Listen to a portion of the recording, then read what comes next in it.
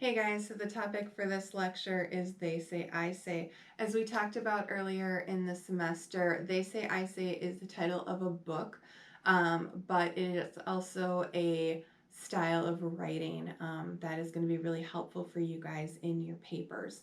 As we talked about, your paper needs to be three things. It needs to be a conversation between you, the writer, your audience, the reader, and your research. And this is going to be a method to help you move from one of those things to the next and back and forth.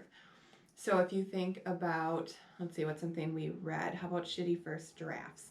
So you can say in her essay, Shitty First Drafts, Anne Lamott says the number one thing you need to do is just get it down on paper. As a new college student, I agree that that's really helpful information because it's something that students struggle with.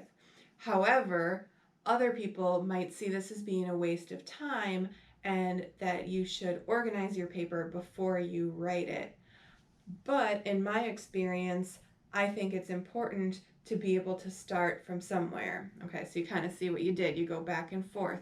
You have that conversation between your research that you're doing and what you feel about it. You can agree, you can disagree.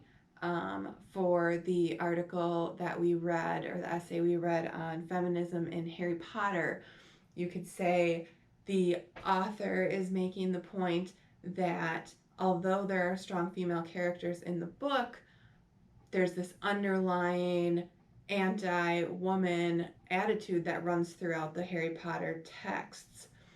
However, when I was reading the book as a child, I never noticed any of that, and I don't believe that what she is saying is true. Now we talked about in class, and we all agree that what she is saying is true. However, that's kind of that movement back and forth that you can use.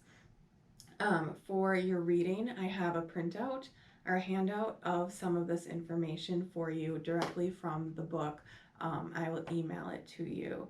But that's kind of what we're talking about when we say they say, I say.